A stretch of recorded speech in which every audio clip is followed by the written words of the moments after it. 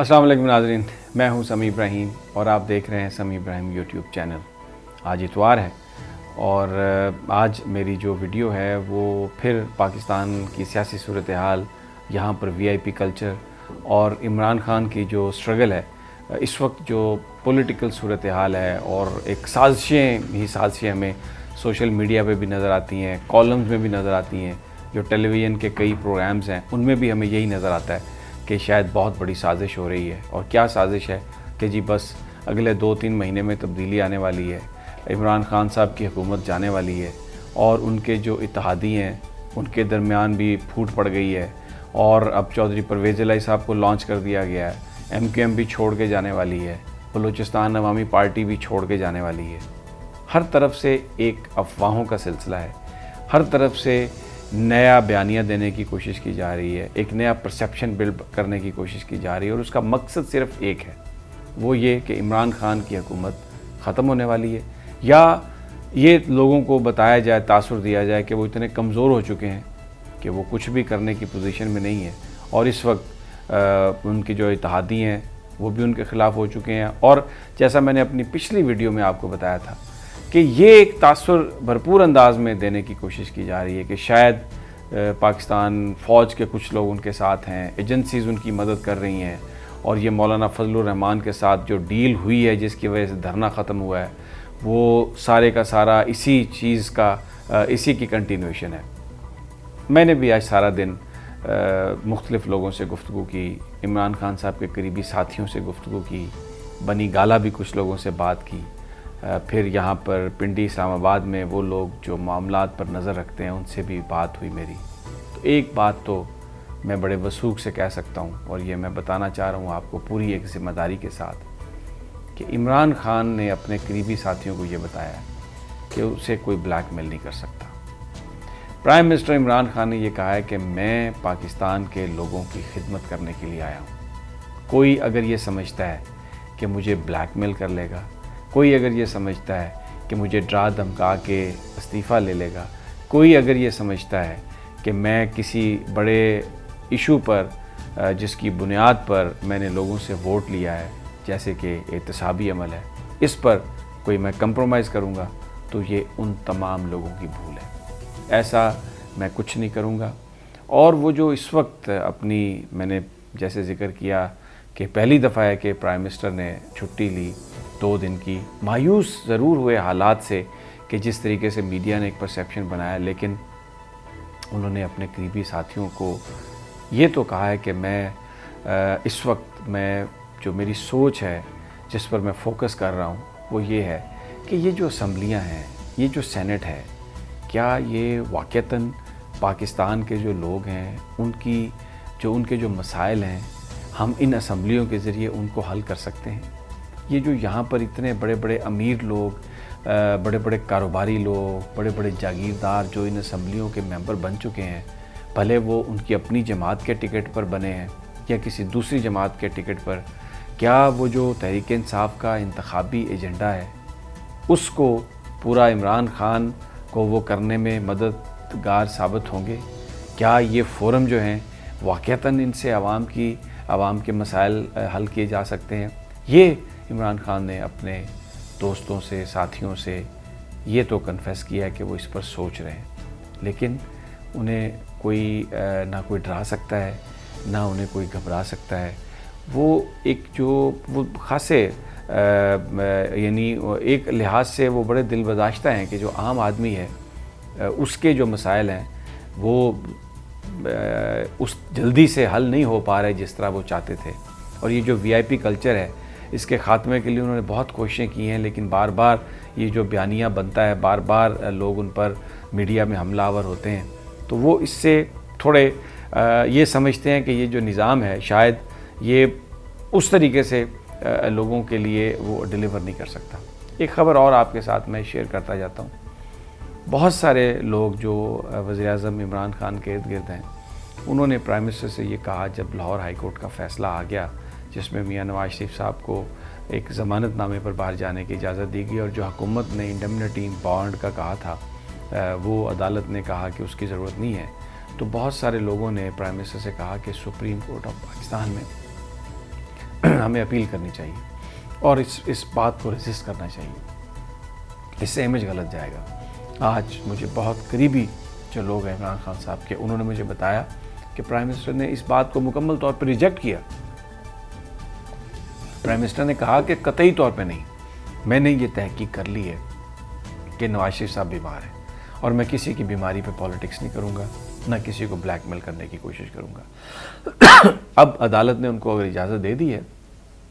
تو بالکل ہم انہیں باہر جانے کی اجازت دیں گے۔ اب آ جائیں ذرا اتحادیوں کے حوالے سے بات۔ ہم نے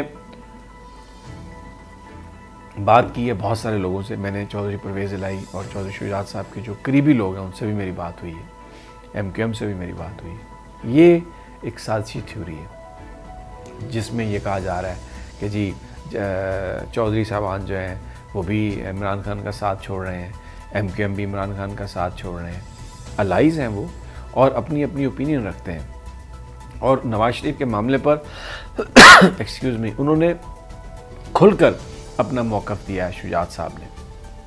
آپ کو میں یاد دلا دوں، جب پرویز مشرف صاحب کا زمانہ تھا اور وزیر داخلہ تھے چودھری شجاعت صاحب، اور اس وقت بھی نواز شریف صاحب جب وہ باہر تھے تو یہ نواز شریف صاحب نے کو اور ان کی فیملی کو فیسیلیٹیٹ کیا تھا چودھری صاحب نے، اور کلثوم نواز صاحبہ جو ہیں وہ ادھر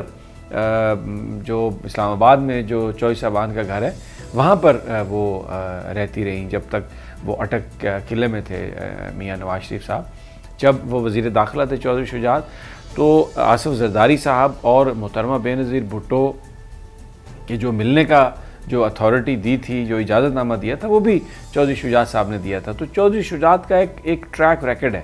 وہ ایک رواداری کی سیاست پر سیاستدانوں کے ساتھ ان کا جو دوستی تعلق ہے وہ اس لیے وہ بیان دیتے ہیں اور وہ اپنی رائے کا کھل کے اظہار کرتے ہیں۔ تو یہ بھی انہوں نے جو اپنی رائے کا اظہار کیا، میں اور آپ اس سے ڈس ایگری کر سکتے ہیں کہ جس شخص نے جس پر الزام ہو کہ انہوں نے پاکستان کو لوٹا اس کو اتنی رعایت نہیں ملنی چاہیے، لیکن چودھری شجاعت صاحب کا ایک اپنا انداز ہے سوچنے کا، وہ رواداری پر بلیو کرتے ہیں، وہ اس بات کو بہت اپریشیٹ کرتے ہیں کہ شہباز شریف صاحب نے ان کی خیریت دریافت کی اور پھر نواز شریف صاحب کا پیغام پہنچوایا، تو اس لیے ان کی اوپینین ہے کہ نواز شریف صاحب کو بغیر کسی بانڈ کے جانے دینا چاہیے تھا، اور اگر وہ اپنی سیاست کو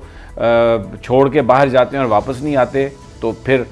کسی کو کوئی اعتراض کرنے کی ضرورت نہیں، اور اگر وہ واپس آ رہے ہیں تو پھر وہ آ ہی جائیں گے پالیٹکس میں، تو بانڈ ان سے نہ لیں۔ تو ان کا جو اوپینین ہے، انہوں نے جو بات کہی ہے اس کو جس طرح سے پیش کیا گیا،